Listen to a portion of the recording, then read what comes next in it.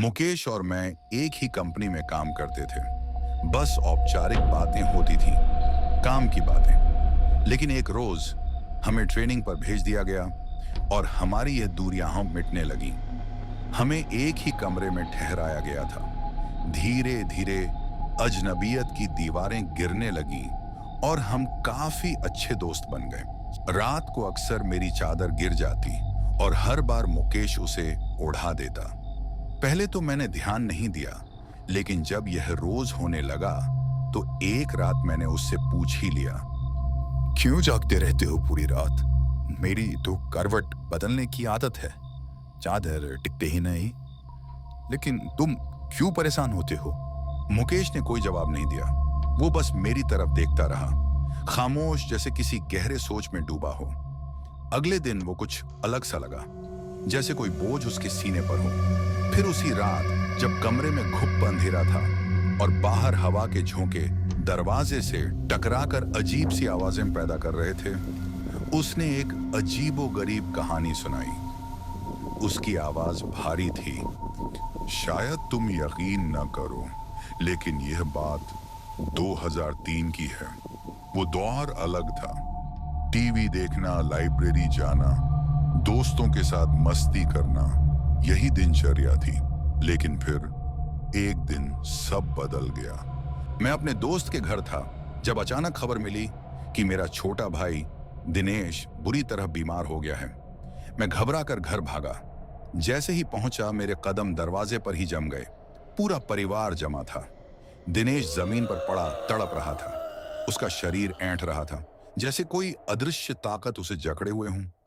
उसकी चीखें इतनी भयानक थीं कि दीवारें तक कांप रही थीं। घर के 3-4 लोग मिलकर भी उसे काबू में नहीं रख पा रहे थे। पिताजी बोले, इसे डॉक्टर के पास ले चलते हैं। लेकिन माँ ने एक झटके में उन्हें रोक दिया। उनकी आंखों में डर था, गहरा डर। दिनेश की चीखें अब बदहवासी में बदल रही थीं। जैसे जैसे वो चिल्लाता, घर के दरवाजे और खिड़कियां खुद ब खुद जोर से धड़धड़ाने लगती। पसीने से तरबतर नानी ने कांपती आवाज में कहा, इसे पूजा घर ले चलो। लेकिन यह सुनते ही दिनेश जोर से चिल्लाया, इतना भयंकर कि हमारे रोंगटे खड़े हो गए। उससे घसीट कर मंदिर तक लाना पड़ा। जैसे ही उसे वहां रखा गया, उसकी हालत और बिगड़ गई। उसका चेहरा जलने लगा, बदन से भाप उठने लगी और उसकी सांसें जोरों से चलने लगी, जैसे कोई भट्टी में कोयला सुलग रहा हो। नानी ने एक और कदम आगे बढ़ाया। उनके होंठ फड़फड़ा रहे थे, लेकिन उन्होंने साहस जुटाया और पूछा, बता, कौन है तू? दिनेश का शरीर कांप उठा। उसकी आंखें एकदम लाल हो गईं। उसकी छाती जलते तवे जैसी तप रही थी। नानी ने फिर दहाड़ते हुए कहा, बता, कौन है तू? लेकिन इस बार दिनेश ने धीरे धीरे अपनी गर्दन घुमाई। उसकी आंखें अब पूरी सफेद हो चुकी थीं और फिर उसने अपने दांत इतनी जोर से किटकिटाए कि उस आवाज से मेरे कान दर्द होने लगे। दिनेश की चीखें अब सिर्फ आवाज नहीं रही थी, बल्कि पूरे घर की दीवारों में गूंजने लगी थीं। उसकी हड्डियां अजीब तरह से खड़कने लगी, जैसे कोई पुरानी लकड़ी टूट रही हो। उसकी आंखें सफेद पड़ने लगी, होंठ सूख चुके थे और फिर उसने अपनी जबान बाहर निकाली। वो जबान इंसान जैसी नहीं थी, काली, लंबी, सड़ी हुई, इतनी लंबी कि मानो किसी नागिन ने अपना फन फैला लिया हो। घर में खड़े सभी लोग सिहर गए। नानी का धैर्य जवाब देने लगा, लेकिन उन्होंने फिर भी हिम्मत जुटाकर पूछा, बता, कौन है तू? कहां से आया है? इस बच्चे ने तेरा क्या बिगाड़ा है? जहां से आया है वहीं लौट जा। बदले में जो मांगेगा मैं दूंगी। बस इस बच्चे को छोड़ दे। लेकिन दिनेश, या यूं कहें अब जो भी उसमें समा चुका था, उसने दांत पीसते हुए एक लंबी भयावह चीख मारी। वो तड़पता, कराहता, उछलता और फिर अचानक बेहोश हो जाता। लेकिन जब होश में आता तो और भी ज्यादा बेकाबू हो जाता। मैं वहां से भागा। मुझे अब और सहन नहीं हो रहा था। मेरे पैर कांप रहे थे। मेरा दिल जोरों से धड़क रहा था। मैं मंदिर की ओर भागा। रोते रोते हनुमान जी को याद किया। मैंने कांपते हाथों से एक दिया जलाया और भगवान से प्रार्थना की, बस दिनेश को ठीक कर दो। जब मैं वापस पहुंचा तो घर के बाहर भीड़ जमा हो चुकी थी। हर कोई खौफ में था, पर कोई भी अंदर जाने की हिम्मत नहीं कर पा रहा था। मैंने कांपते हाथों से दिनेश को पानी पिलाने की कोशिश की, लेकिन पानी का एक घूंट गले से उतरते ही उसका पूरा चेहरा काला पड़ गया। आंखें सुर्ख लाल, जैसे किसी तपते अंगारे से जल रही हों। अब वो दिनेश नहीं था, उसकी जगह कुछ और आ चुका था। पास जाने की कोशिश करता तो वो झपट पड़ता। वो अपना मुंह खुद नोचने लगा, अपने हाथों से चेहरा खरोंचने लगा, लेकिन फिर अचानक वो जोर से हंसा। हंसी इतनी खौफनाक थी कि खून तक जम जाए। फिर एक औरत की आवाज में दिनेश ने बोला, मैं शार्दुल की हूँ। मैं हूँ तंत्रा। इसने मुझे जगा दिया है। अब मैं इसे नहीं छोड़ूंगी। इसे अपने साथ ले जाऊंगी। हम सब दहशत में आ गए। नानी ने कांपते हुए कहा, जो तुम मांगोगी मैं दूंगी, बस इसे छोड़ दो। अब वो आत्मा पूरी तरह जाग चुकी थी। उसकी आवाज अब किसी गहरी गुफा से आती लग रही थी। मुझे एक मटकी, 4 नारियल, चुनरी, सिंगार का पूरा सामान ला कर दो, तभी मैं जाऊंगी। नहीं तो वो इसे अपने साथ ले जाऊंगी।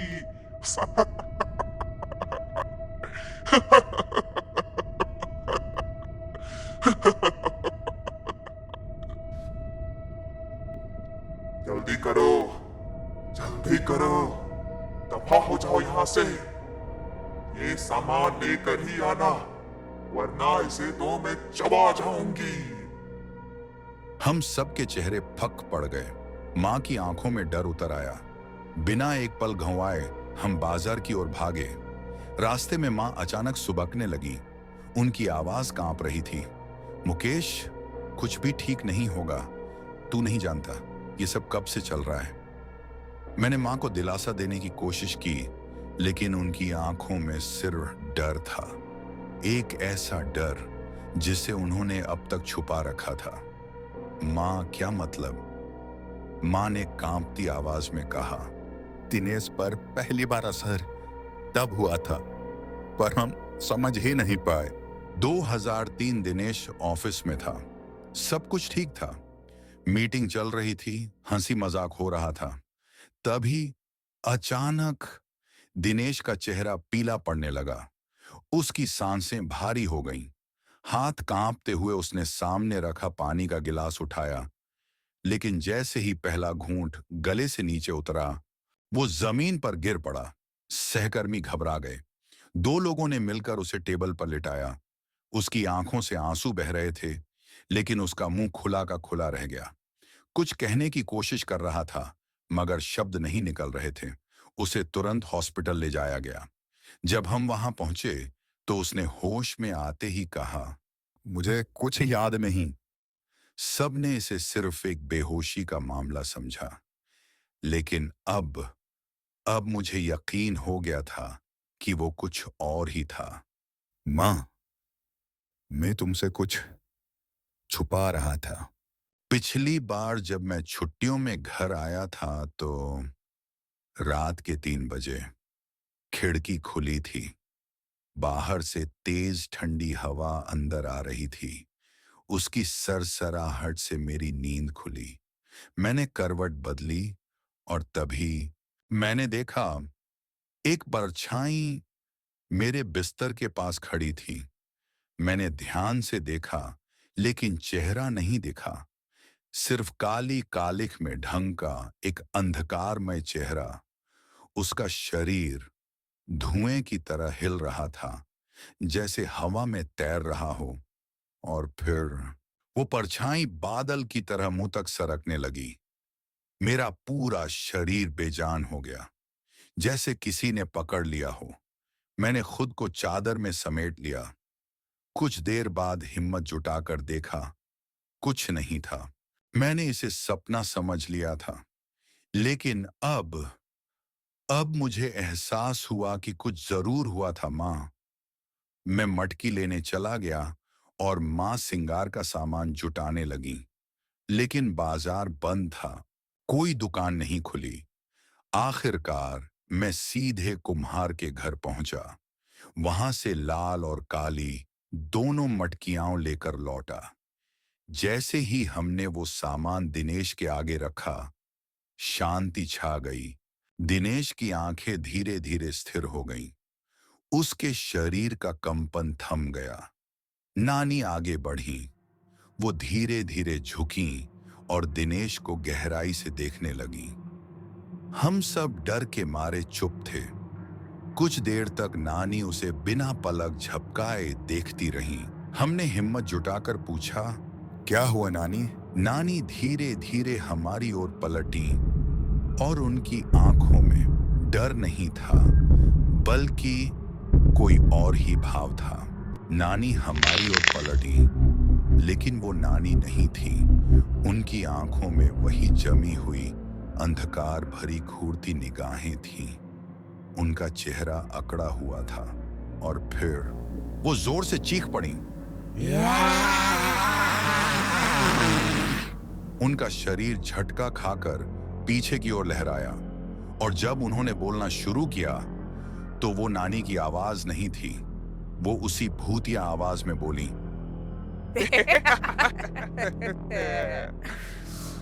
मैं सुहागन की हूँ। कमरे में अंधेरा और घना हो गया। दिनेश अब भी कुर्सी से बंधा था, लेकिन उसका चेहरा भय से सफेद पड़ चुका था। नानी ने आगे कहा, मुझे मार डाला गया था। मेरे शरीर के टुकड़े टुकड़े करके दफना दिए गए। मैं उसी जगह पर सो रही थी, शांत थी, लेकिन इसने मेरा अपमान किया। इसने उस जगह पर पेशाब किया जहां मेरी आत्मा सोई हुई थी, और इसने मुझे जगा दिया। अब मुझे कुछ नहीं चाहिए।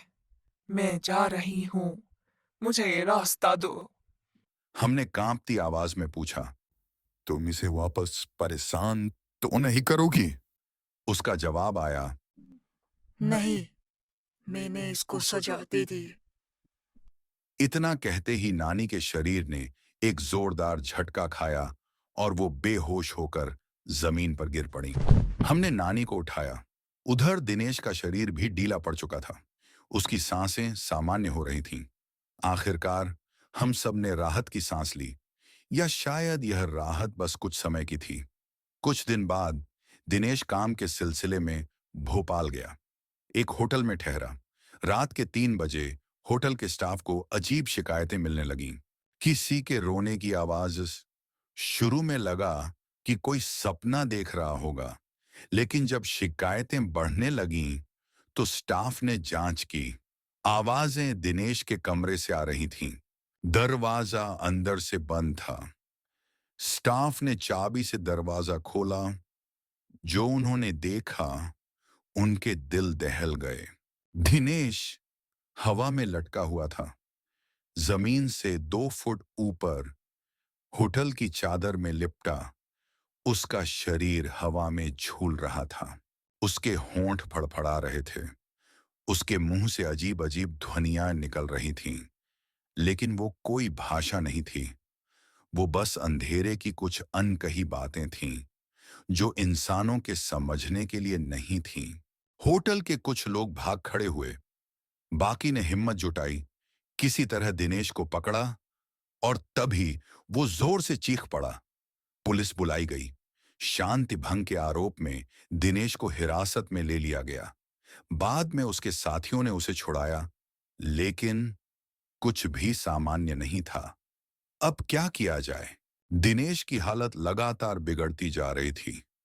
किसी ने बताया कि माउंडल के जंगलों में एक तांत्रिक है, शायद वही कुछ कर सके। हम उसके पास पहुंचे।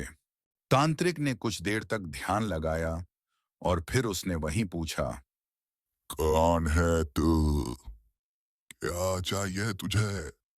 मुझे मटकी चाहिए, 4 नारियल चाहिए, चुनरी चाहिए, श्रृंगार का सारा सामान चाहिए लेकिन इस बार कुछ और भी था। और मुझे शराब चाहिए।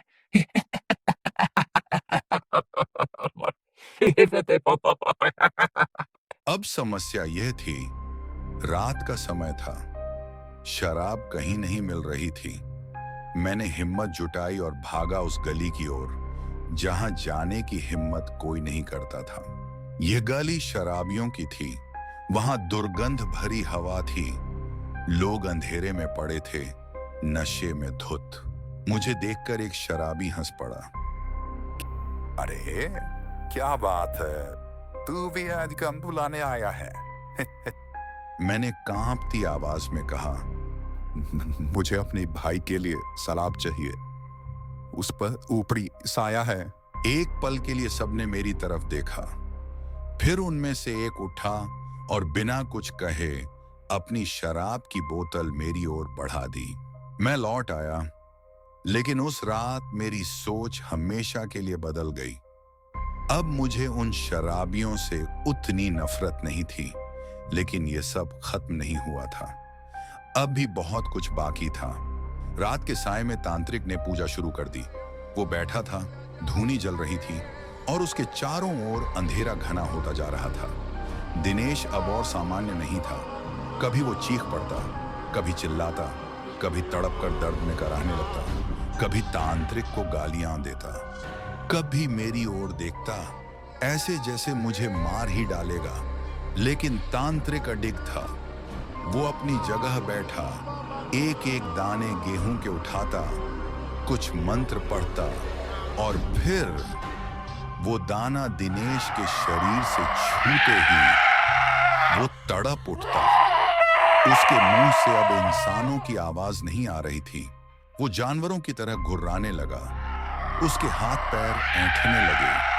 दिनेश का शरीर अब इंसानी हरकतें छोड़ चुका था। उसके गले से शब्द नहीं निकल रहे थे, बस एक क्रूर भूतिया ऊर्जा पूरे कमरे में हावी हो रही थी। सुबह तक ये सब चला, फिर दिनेश बेहोश हो गया। उसका शरीर अब एक हड्डियों का ढांचा बन चुका था। मुझे यकीन था मेरा भाई लड़ रहा था। कुछ दिन बाद दिवाली की रात, धनतेरस का दिन था। मैं टीवी देख रहा था, तभी दिनेश कमरे में आया और अचानक वो बेहोश हो गया। मैं जानता था क्या होने वाला था। मैंने झट से उसे कुर्सी से बांध दिया। तभी उसने धीरे से आंखें खोली और कहा, भाई, अब मैं नहीं बचूंगा। मेरा कलेजा कांप गया। उसकी आंखों में बस एक डर था। भाई, अब मैं मर जाऊंगा। मैंने खुद को संभाला, तुरंत बाइक निकाली, अपने दोस्त को साथ लिया और मांडल के अंधेरे जंगलों की ओर निकल पड़ा। तांत्रिक को खोजते खोजते हम उसके घर पहुंचे, लेकिन वो शराब के नशे में धुत पड़ा था। हमने उसे जबरदस्ती उठाया, बाइक पर बिठाया, लेकिन जैसे ही उसने दिनेश का हाथ पकड़ा, उसका नशा उड़ गया। उसकी आंखें फटी की फटी रह गईं। उसने पूजा दोहराई। सुबह होने तक फिर से वही हुआ। दिनेश ठीक हुआ, लेकिन अब यह एक रोजमर्रा की चीज बन गई थी। हर रात, हर दिन, हर बार तांत्रिक आता, पूजा करता और सुबह चला जाता। अब तो मटकी, नारियल, चुनरी और सिंगार का सामान घर में हर समय रखा रहने लगा और घर के एक कोने में शराब की बोतलों का ढेर लग चुका था। कोई मंदिर नहीं बचा, कोई मस्जिद नहीं छोड़ी, लेकिन दिनेश बिल्कुल ठीक नहीं हुआ। फिर किसी ने हमें बताया, कलकत्ता के काली मंदिर जाओ। कलकत्ता का काली मंदिर, यहां भी वही मांग, मटकी, 4 नारियल, चुनरी, सिंगार का सामान। लेकिन इस बार कुछ अलग हुआ। पुजारी ने नींबू और लौंग मंगवाए। वो हर मंत्र पढ़ता, नींबू में फूंक मारता और फिर लौंग को नींबू में चुभोकर कफन में लपेट देता और फिर मटकी में डाल देता। दिनेश बुरी तरह तड़पने लगा, लेकिन इस बार कुछ बदला था। मुझे छोड़ दो, जाने दो मुझे। उसकी आवाज अब कांप रही थी। अब वो चाहती थी कि हम उसे जाने दें, लेकिन क्या वो वाकई जा रही थी या ये बस एक और धोखा था? पुजारी अब अपनी पूजा के अंतिम चरण में था। उसकी आवाज गूंज रही थी, बता, तू इसे फिर परेशान करेगी? आत्मा की आवाज अब मिन्नतों में बदल चुकी थी। नहीं करूंगी, नहीं करूंगी, मुझे माफ कर दो, मुझे जाने दो। लेकिन पुजारी अब शांत नहीं था। उसने जोर से कहा, क्यों इस बच्चे को परेशान कर रही है? पीछा छोड़ इसका, वापस जा जहां से आई है। पुजारी ने यह प्रक्रिया 8-10 बार दोहराई। हर बार आत्मा और भी जोर से चीखती, कराहती, तड़पती। आखिरकार उसकी शक्ति कमजोर पड़ने लगी। तंत्रा कैद हो चुकी थी। पुजारी ने थके हुए स्वर में कहा, सारी आत्माओं को इस मटकी में कैद कर दिया है। इसे ले जाकर श्मशान में गाड़ दो और याद रखना, नंगे पैर जाना। श्मशान यात्रा, अंतिम विदाई। हम मटकी लेकर श्मशान की ओर निकल पड़े। पूरा रास्ता जंगलों से होकर गुजरता था। चारों ओर सिर्फ अंधेरा, ठंडी हवा और सन्नाटा। लेकिन ताज्जुब की बात थी, हमारे नंगे पैरों पर एक भी कांटा नहीं चुभा। ना कोई पत्थर लगा, ना कोई कीचड़ महसूस हुआ। ऐसा लग रहा था जैसे हम रुई पर चल रहे हों। हमने मटकी जमीन में गाड़ दी। एक लहर सी उठी और फिर सब शांत हो गया। हम लौट आए। एक नई सुबह। दिनेश अब ठीक था, लेकिन कमजोर बहुत हो चुका था। वो बस खाने और दवाइयों के लिए ही उठ पाता था। 5 सालों तक हमने इस मुसीबत को झेला। इस बीच हमारा सब कुछ लुट गया। हम कर्जे में डूब चुके थे, लेकिन धीरे धीरे हमने खुद को संभाला। हम दोनों भाई फिर से खड़े हुए, लेकिन इस पूरी घटना ने मुझे बदल दिया था। अब मुझे उन चीजों पर भी विश्वास था जिन्हें मैं कभी नहीं मानता था। भाई का प्यार, कहानी का असली सार रात के सन्नाटे में। जब सब सो जाते, मैं जागता, धीमे से उठता, देखता दिनेश ठीक से सो रहा है या नहीं, उसकी चादर ठीक कर देता। आज भी मेरी यही आदत है। मुकेश चुप हो गया। मैंने उसकी तरफ देखा। कुछ कहने को शब्द नहीं थे, बस इतना कहा, ये कहानी किसी के लिए बेमिसाल हो या ना हो, पर तुम दोनों भाइयों का प्यार बेमिसाल है। तो कैसी लगी यह कहानी? यह कहानी अभी समाप्त नहीं होती।